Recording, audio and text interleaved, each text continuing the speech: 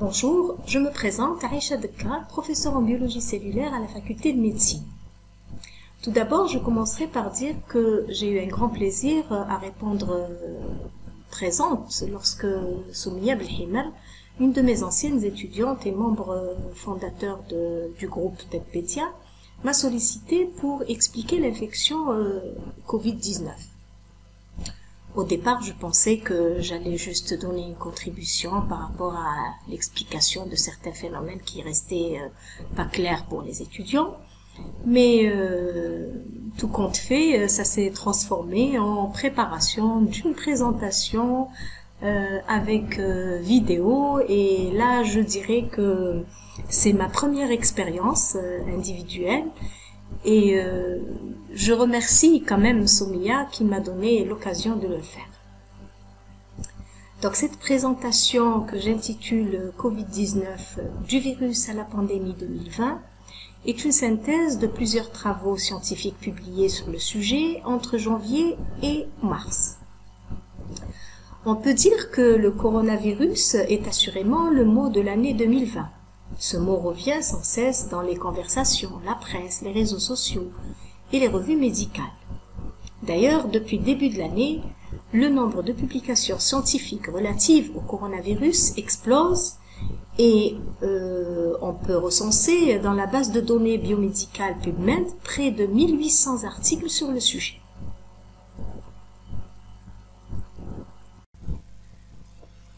Pour commencer, vous avez là les différents points qui seront détaillés dans cette présentation. Et au départ, il m'est paru impératif de commencer par l'histoire de la découverte de cette importante famille de virus. Alors, pour ce qui est du terme coronavirus, il signifie en latin virus à couronne, une appellation due principalement à leur morphologie, comme on le verra dans un moment. Alors, cette famille de virus ne sera d'ailleurs connue qu'à la fin des années 60. La découverte du premier membre de cette famille remonte à l'année 1930. Il s'agit du virus baptisé IBV en référence à la bronchite infectieuse aviaire, une maladie respiratoire aiguë très contagieuse chez les volailles. Et plus tard, en 1946, un autre virus responsable de la gastro-entérite transmissible chez le porc, appelé donc TGE, est identifié. Par la suite, deux équipes distinctes, une à New York en 1949 et l'autre à Londres en 1951, découvrent séparément le virus responsable de l'hépatite murine, le MHV. À l'époque, la relation entre ces maladies qui touchent les poulets, les souris et les porcs n'est pas établie. Et on ignore alors que ces trois pathologies sont dues à des virus appartenant à une même famille.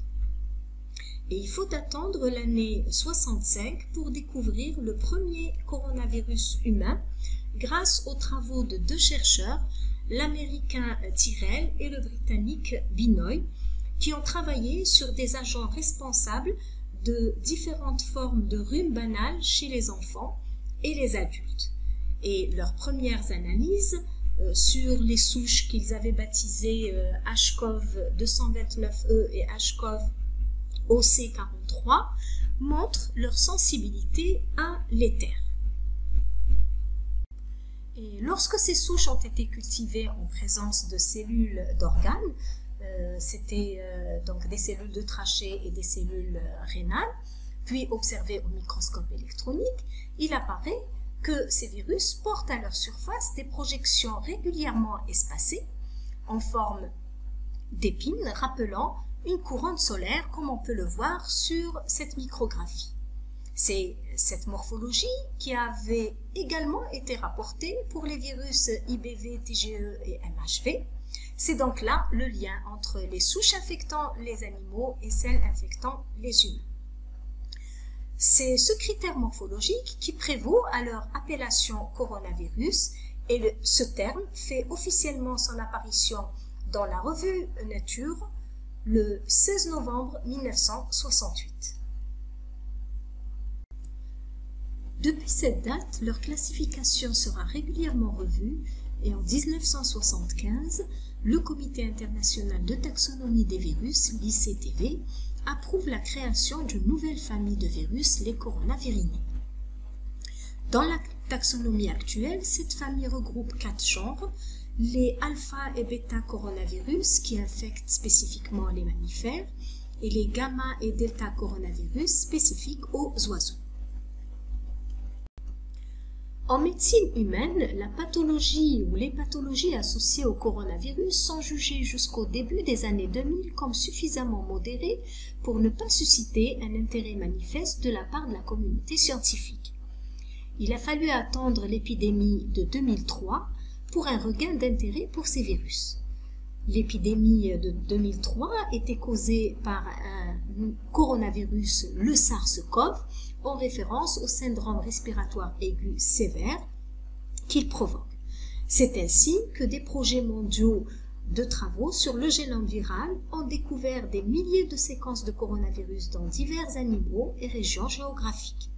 D'autre part, les essais cliniques et les études épidémiologiques ont déduit que l'ensemble des manifestations cliniques provoquées par les coronavirus humains induisent le plus souvent une infection respiratoire haute et occasionnellement une pneumonie chez l'enfant et l'adulte jeune, parfois une exacerbation de l'asthme infantile ou des bronchites chroniques chez l'adulte et le sujet âgé.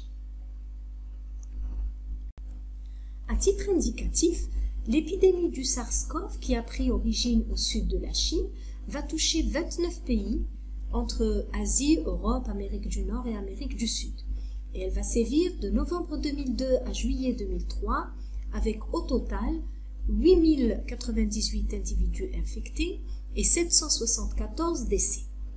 Cet épisode va booster les travaux des scientifiques et permettre l'identification de 2 autres membres de coronavirus, le HCoV NL63, une souche néerlandaise, et le HCoV HKU1 pour New Haven aux États-Unis. 10 années après le SARS-CoV, en septembre 2012, émerge au Moyen-Orient, et précisément dans la ville de Jeddah en Arabie Saoudite, un nouveau coronavirus baptisé MERS-CoV en référence à sa pathologie, c'est-à-dire le syndrome respiratoire aigu du Moyen-Orient. Notons que la transmission de ce nouveau virus, le MERS-CoV, se poursuit toujours jusqu'à nos jours, mais à faible ampleur, et en janvier 2020, on comptait 2519 cas confirmés, dont 866 morts, ce qui représente un taux de mortalité important d'environ 35%. À la fin de l'année 2019, un 7e membre de coronavirus émerge. Tout remonte au 17 novembre de l'année, lorsqu'une pneumonie d'origine inconnue toucha 59 personnes dans la ville chinoise de Wuhan. Les personnes atteintes avaient surtout fréquenté le marché de fruits de mer de la ville, où l'on vendait aussi plusieurs animaux domestiques et sauvages, souvent à l'état vivant.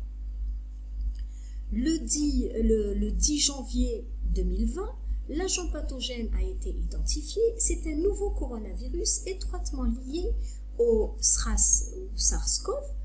On l'appela alors le nouveau coronavirus 2019. Donc, nCoV. Le 11 février, l'ICTV annonce qu'en raison des similitudes symptomatiques, ce nouveau virus sera appelé SARS-CoV-2 ou SRAS-CoV-2, en référence donc toujours au virus SARS ou SRAS. À la même date, l'OMS annonce que le nom de cette nouvelle maladie serait COVID-19 pour Coronavirus Disease de l'année 2019. La souche n'étant pas définitivement caractérisée, on préfère actuellement utiliser le terme de COVID-19 pour désigner ce virus. En raison de la transmission interhumaine rapide du virus, la Chine, forte de son expérience de 2003, prit rapidement des mesures drastiques de confinement et de désinfection pour plus de 60 millions de personnes. Cependant, le virus comparable à celui de la grippe espagnole se répand partout dans le monde. Ainsi, le 13 janvier, un premier cas est découvert hors de la Chine continentale et à la mi-février, le nombre total de malades hors de la Chine dépasse les 1500 personnes.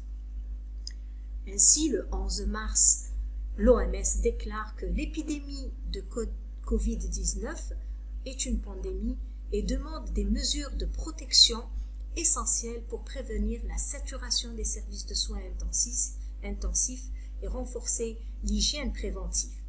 Cette affection paralyse des pays entiers, suscitant la psychose et plongeant le monde dans une crise inédite depuis la Seconde Guerre mondiale.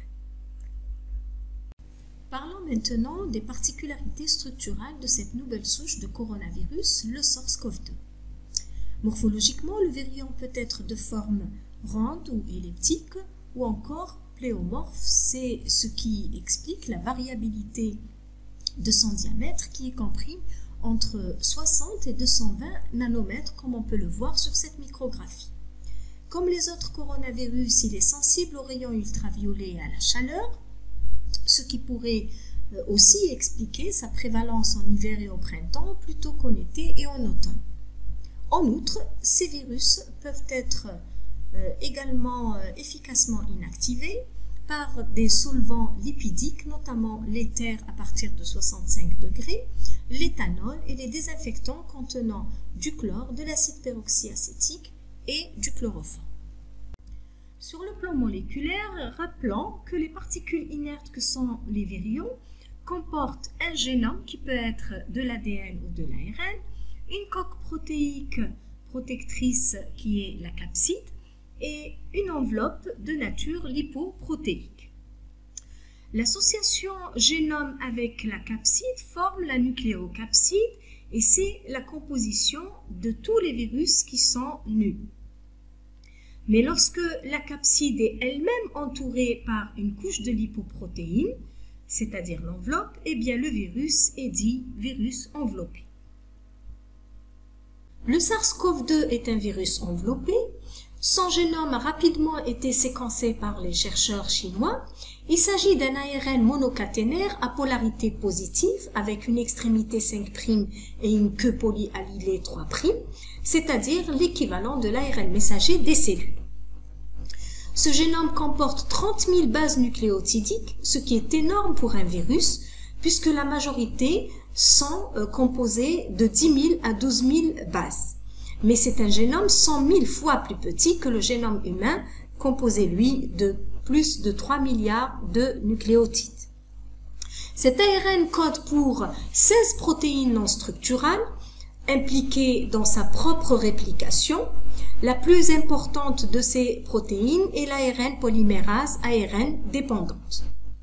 Il code aussi pour 4 protéines structurales qui sont les protéines de la nucléocapside désignées par la lettre N, apparaissent en rouge ici, les protéines de la membrane ou protéine M, représentées en jaune, et les protéines de l'enveloppe qui sont à la fois représentées par en vert ici, donc par la lettre E. Une autre protéine de l'enveloppe est désignée par la lettre S, c'est la protéine Spike et c'est la protéine donc qui caractérise le groupe des coronavirus. Sa capside ou nucléocapside est incroyablement grosse pour un virus ARN, ce qui constitue encore une autre particularité pour ce coronavirus.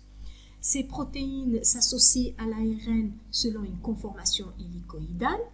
De plus, ces protéines N sont très immunogènes et donc souvent utilisées comme marqueurs dans les tests de diagnostic. Au cours du cycle de l'infection, ces protéines servent à attacher le génome viral au complexe réplicase-transcriptase, puis à conditionner le génome encapsulé en particules virales. Pour ce qui est de l'enveloppe, elle est formée d'une double couche de phospholipides empruntée à la membrane des cellules hôtes lors d'une primo-infection. C'est ce que nous allons voir avec le cycle de développement du virus. À ces phospholipides sont intégrées des protéines virales transmembranaires Notamment, donc, les plus importantes, c'est les protéines spike ou les protéines S. Ce sont des protéines fortement glycosylées qui portent à leur extrémité interminale une séquence spécifique qu'on appelle RBD pour domaine de fixation au récepteur. C'est cette région qui permet au virus de s'attacher aux molécules des cellules hôtes. Alors, à cet effet aussi, les protéines spike du SARS-CoV-2 sont structurellement très proches de celles du SARS-CoV, mais leur affinité est plus élevée pour les molécules membranaires et donc ils possèdent une plus forte capacité d'envahir les cellules hôtes. Et c'est pour cela que la connaissance détaillée de ces protéines spike est une cible aussi bien pour les anticorps neutralisants que pour l'élaboration des vaccins et toutes les voies de recherche qui sont actives en ce moment sont versées là-dessus. Les protéines de l'enveloppe ou protéines E se trouvent en petite quantité dans le virus. Il s'agit très probablement de protéines de type canal ionique qui facilitent l'assemblage et la libération du virus dans les cellules hôtes. Alors que la protéine M, qui est une protéine structurelle pour l'enveloppe du virus, elle est beaucoup plus abondante et elle est présente à l'état dimérique. Elle est aussi dotée d'une grande capacité à changer sa conformation, ce qui permet la courbure de la membrane ainsi que la liaison à la nucléocapside. Donc tout ça, c'est des activités qui apparaissent lors de la formation du virus à l'intérieur de la cellule hôte. De manière générale, les symptômes du Covid-19 ressemblent à ceux d'une pneumonie. Les signes d'infection courants comprennent essentiellement des symptômes respiratoires, avec la fièvre, la toux, l'essoufflement et les difficultés respiratoires, voire dans les cas les plus caractéristiques, une détresse respiratoire pouvant entraîner la mort par insuffisance respiratoire chez 45 à 65% des patients. L'examen par tomodensitométrie thoracique réalisé donc chez les patients dyspnéiques révèle la présence d'opacité bilatérale en verre dépoli au niveau des voies respiratoires inférieures. C'est ce qui a incité les chercheurs qui ont utilisé cette technique dans la ville de Wuhan et ceux qui l'ont appliquée également au niveau de l'Université du Medical Center aux Pays-Bas à préconiser cet examen comme principal outil de dépistage. C'est ce qui a d'ailleurs permis d'accélérer le diagnostic en absence de tests suffisants, surtout au début de la pandémie et dans certains pays comme en Algérie. Cet examen de tomodensitométrie, densitographie thoracique a également montré que les voies respiratoires supérieures sont épargnées, ce qui indique que les cellules cibles privilégiées du SARS-CoV-2 sont les cellules alvéolaires, du poumon. Et une autre étude a travaillé sur des cultures de cellules pulmonaires a montré que ça serait plutôt donc les pneumocytes de type 2 qui seraient touchés. L'OMS a également rapporté la présence d'autres signes tels que les douleurs, la congestion et l'écoulement nasal, les maux de gorge ou encore des signes digestifs tels que diarrhée et vomissements. On sait aussi que les bêta-coronavirus ne sont pas toujours confinés aux voies respiratoires et qu'ils peuvent également envahir le système nerveux central. Même si la propension neuro-invasive a été documentée pour presque tous les bêta-coronavirus, pour le SARS-CoV-2, l'étude publiée en février indique que les symptômes neurologiques ne touchent qu'une minorité de personnes. 8% souffrent de maux de tête et 1% signalent des nausées et des vomissements. Notons également que des cas d'anosmie et de dyschésie ont été signalés.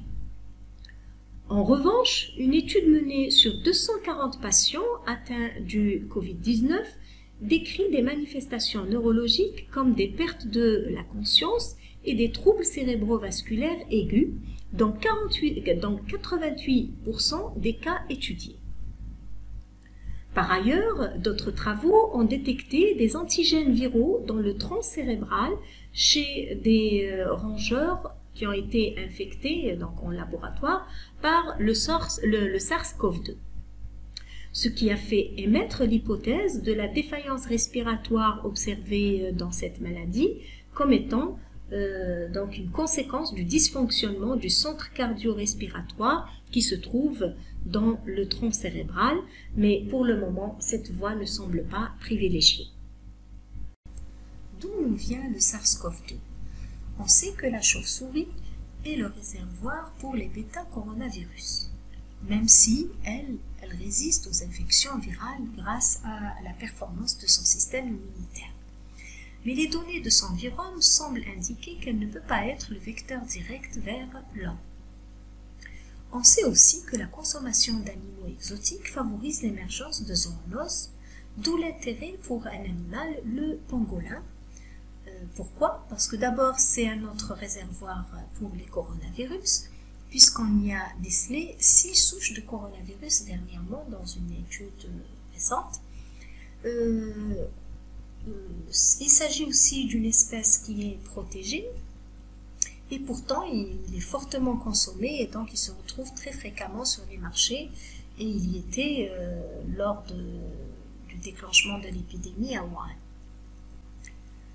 Dans ce cadre-là, l'analyse des génomes viraux qu'héberge cette espèce a montré une correspondance de 74% pour la totalité du virus, donc avec le SARS-CoV-2, et une correspondance de 97% pour la protéine Spike, ce qui fait donc de cette espèce l'hôte intermédiaire. Pour le moment, on pense que ça serait l'hôte intermédiaire. Et bien sûr, après l'infection de l'humain, la forte contagiosité du virus a conduit à la pandémie. Au regard de la diversité des degrés de gravité des symptômes, une question se pose. S'agit-il de variations liées à des différences individuelles ou est-ce qu'il s'agit de mutations du virus? Effectivement, on sait que les virus mutent très souvent pour s'adapter à leur hôte et à l'environnement. Cette piste a donc rapidement été explorée par les différentes équipes de séquençage du génome et 2 résultats encore hypothétiques ont été publiés. Le premier par l'équipe chinoise qui est paru donc le 3 mars, où on rapporte qu'il s'agit de 2 souches qui se distinguent par la structure de la protéine Spike. L'une des 2 souches aurait une protéine Spike plus adaptée à l'espèce humaine et plus virulente, donc touchant 70% des cas, ce qui expliquerait la forte propagation du virus. La deuxième équipe a basé sa recherche sur le retraçage de l'origine du SARS-CoV-2 grâce à l'analyse du réseau phylogénétique à partir du génome des personnes infectées dans les premiers foyers recensés. Les résultats publiés dans le journal américain PNAS parlent de 3 souches, les souches A, B et C, qui seraient à l'origine de 3 foyers d'infection, d'où serait partie la pandémie. Néanmoins, cette voie reste encore à explorer. Voyons maintenant comment se fait l'infection par ce virus. Grâce aux chercheurs du monde entier, les connaissances sur le SARS-CoV-2 progressent à grands pas et les grandes lignes des principaux mécanismes d'infection des cellules et de réplication du virus sont désormais connues. Rappelons que la reconnaissance et la fixation sur la cellule hôte est le préalable à toute infection par un virus. C'est la phase d'attachement. Elle se fera entre les protéines Spike du virus et les molécules spécifiques présentes sur la membrane des cellules hôtes. La protéine S est volumineuse, elle compte plus de 1400 acides aminés et possède 2 domaines fonctionnels distincts appelés S1 et S2, tous 2 nécessaires à l'infection. Le domaine S1 contient une séquence spécifique RBD, qui est le domaine de liaison au récepteur de l'hôte, donc responsable des premières étapes de l'entrée du virus. S2 et la tige de la structure, elle agit à un stade ultérieur dans la fusion des membranes cellulaires et virales et dans la poursuite de l'infiltration. Du côté des cellules hôtes, rappelons que les nombreux virus présents dans l'environnement ciblent les protéines membranaires de leurs cellules hôtes. Celles-ci deviennent alors leurs récepteurs. Les connaissances acquises jusqu'à ce jour dévoilent deux protéines membranaires auxquelles peut se lier le virus SARS-CoV-2. Il s'agit de deux glycoprotéines transmembranaires à activité enzymatique, l'ACE2 et le CD147. Dans l'organisme sain, l'ACE2, ou enzyme de conversion de l'angiotensine 2, joue un rôle important dans le système rénine-angiotensine, un système qui régule l'équilibre hydrosodé et la pression artérielle. D'après les connaissances acquises sur la souche SARS-CoV de 2003, deux éléments semblent indiquer une interaction entre la protéine spike de la nouvelle souche et l'ACE2. D'abord, la forte homologie de structure de la protéine S entre les deux souches et la grande affinité expérimentalement vérifiée de la spike du CoV2 pour cette enzyme. De plus, sachant que les distributions tissulaires des récepteurs de l'hôte sont généralement cohérentes avec les tropismes des virus, l'ACE2 est bien exprimée dans les épithéliums des voies respiratoires humaines, dans le parenchyme pulmonaire, dans les endothéliums vasculaires ainsi que dans les cellules rénales et les cellules intestinales. Toutes ces localisations sont cohérentes avec les symptômes du Covid-19, ce qui conforte le rôle de cette enzyme ACE2 comme récepteur pour le virus. Pour ce qui est du deuxième candidat, c'est-à-dire le CD147, eh bien, il s'agit d'une glycoprotéine de la superfamille des immunoglobulines qui est fortement exprimée dans les cellules épithéliales et endothéliales, mais aussi dans les cellules cardiaques et dans les globules rouges. Cette protéine intervient dans différentes voies de signalisation, notamment dans les processus d'apoptose et de prolifération, ainsi que dans les processus de l'inflammation. Mais pas que, puisque cette protéine est également le récepteur du méningocoque, elle est aussi le récepteur de l'agent du paludisme et elle intervient aussi dans la facilitation de l'infection par le SARS-CoV qui est donc responsable de l'infection de 2003. Alors, son rôle a été proposé par deux équipes chinoises, celle de l'Institut de biotechnologie de Pékin et celle de l'Université de médecine militaire de Xi'an, dans un article publié le 14 mars. Alors, sur la base de travaux réalisés in vitro, ces équipes montrent que le traitement de culture cellulaire, et là ils ont travaillé sur une souche appelée Vero E6, alors sur ces cultures cellulaires, l'application de l'anticorps anti-CD147 humanisé, qui est représenté par la molécule méplazumab, inhibe significativement l'infection de ces cellules par le SARS-CoV-2. Alors, ce résultat a été confirmé par l'immunocytologie et par les tests ELISA. Néanmoins, les travaux dans cette voie n'ont pas été poursuivis. Et la voie d'infection retenue à l'heure actuelle reste celle de la protéine ACE2.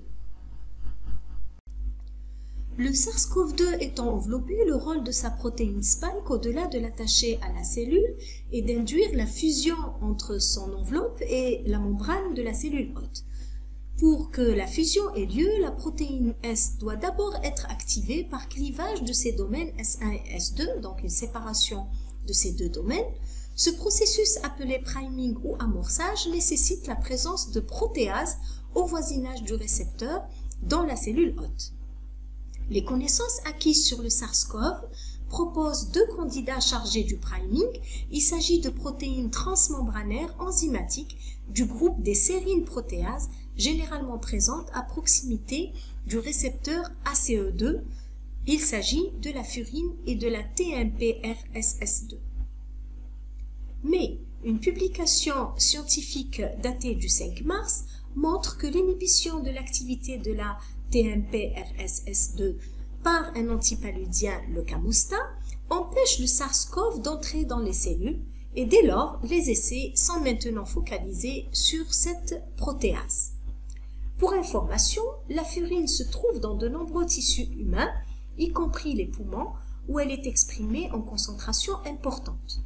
Elle est également présente dans le foie et l'intestin grêle, ce qui pourrait expliquer certains des symptômes observés chez les personnes atteintes du Covid-19, tels que l'insuffisance hépatique et les signes digestifs, en plus bien sûr de la détresse respiratoire.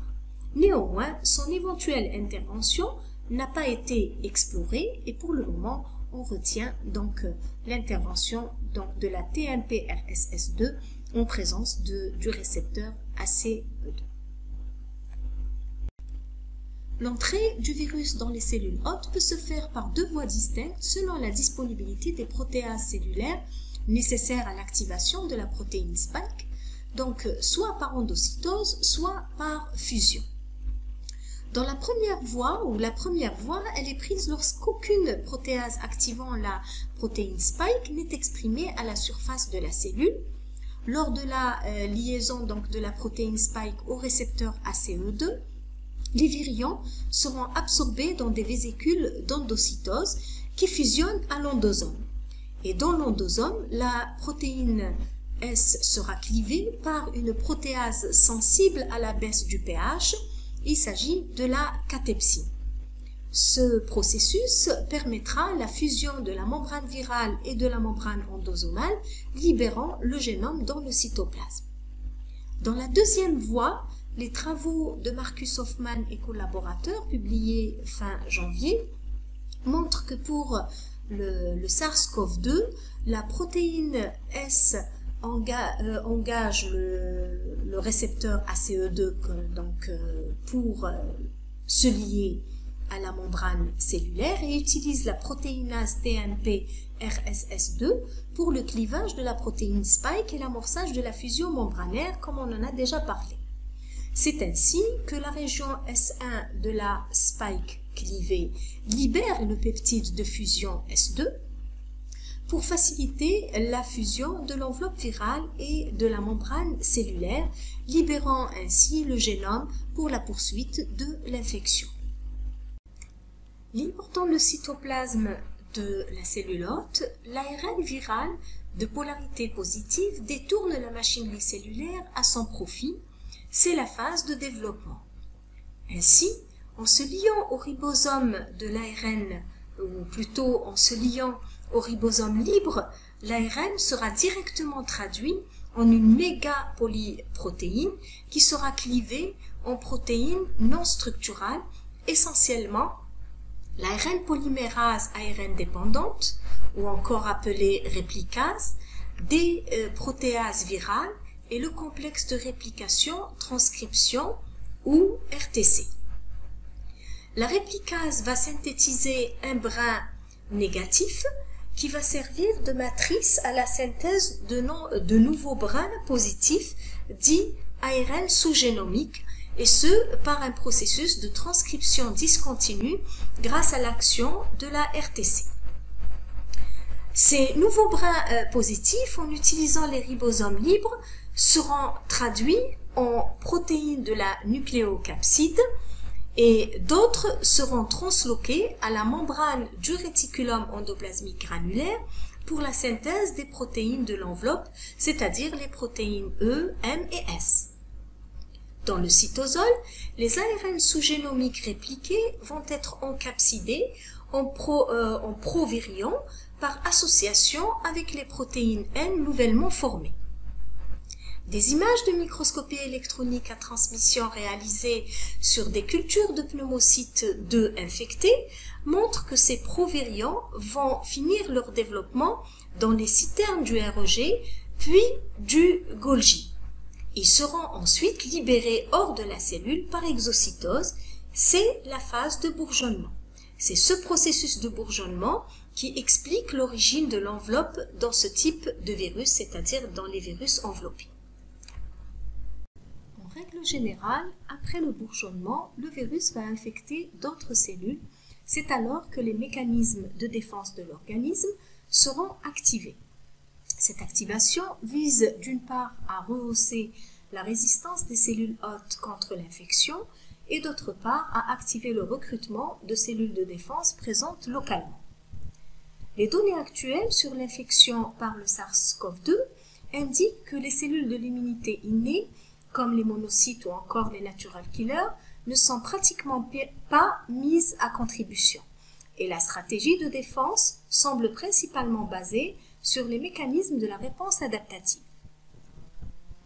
Même si les données sur le sujet restent fragmentaires, on note par exemple que les concentrations de diverses cytokines et chymokines pro-inflammatoires augmentent dans les poumons et le sérum des patients.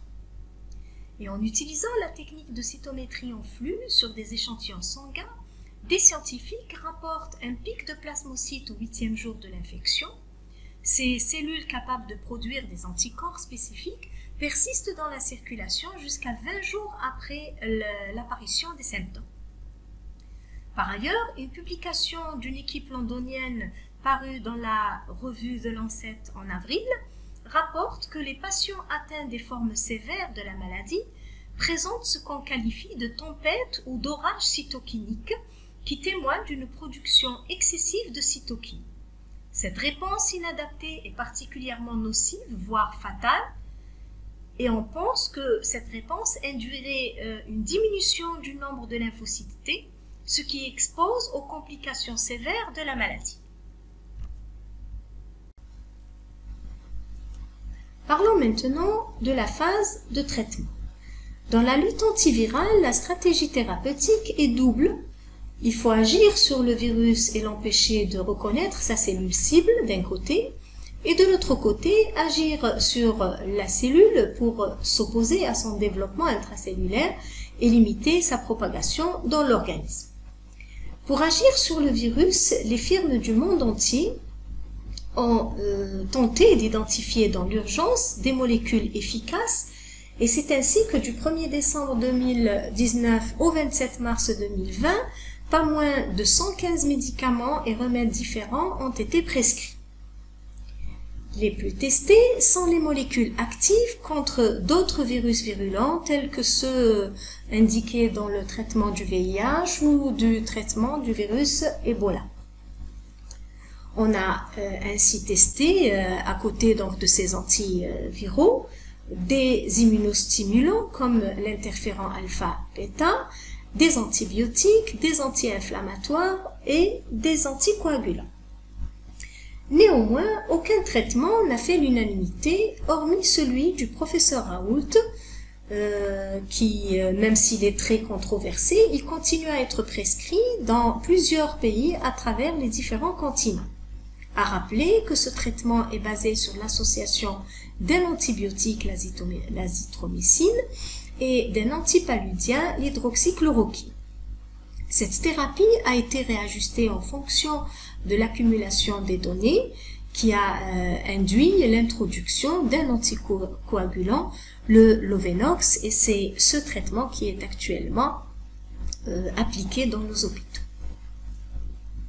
À côté de ces essais médicamenteux, plusieurs équipes tentent l'immunothérapie, soit par la production d'anticorps spécifiques aux épitopes clés de la protéine Spike, celle-ci étant maintenant suffisamment bien connue pour pouvoir produire des anticorps monoclonaux très spécifiques et donc efficaces. Soit recourir à la thérapie passive par transfusion qui consiste à extraire les anticorps viraux à partir du plasma des malades en rémission et de les injecter à d'autres patients. Pour ce qui est de l'action sur les cellules hôtes, les essais ont concerné l'utilisation du camostat, une molécule dont l'effet inhibiteur sur la protéine d'amorçage, la TMP-RSS2, est déjà vérifié. Il y a aussi l'hydroxychloroquine, un antipaludien qui empêche la libération du génome viral à partir de l'endosome, ou encore l'utilisation du lopinavir, ritonavir, qui agissent comme des inhibiteurs de l'ARN polymérase ARN dépendante, ce qui interrompt le cycle de développement du virus. Et enfin, dans les formes sévères, l'utilisation du tocilizumab, un inhibiteur du récepteur aux interleukines qui est recommandé pour prévenir le choc cytokinique. Pour finir, je dirais qu'il est fort probable qu'un seul médicament ne suffira pas à traiter efficacement la COVID-19 et qu'il faudra sans doute utiliser à la fois les anticorps, les agents antiviraux et d'autres médicaments, en attendant le traitement radical qui demeure la mise en place d'un vaccin anti-SARS-CoV-2. À ce titre, les incitatifs économiques pèsent lourd dans la balance sanitaire et les déclarations de l'OMS font état de plusieurs voies prometteuses dans différents laboratoires. D'ailleurs, les essais sur l'humain sont à la phase 2 actuellement. C'était là ma modeste contribution à la connaissance de ce nouveau virus et à la maladie qu'il cause, un virus qui aura marqué la fin de la deuxième décennie du XXIe siècle. Que Dieu nous préserve tous et merci pour votre attention.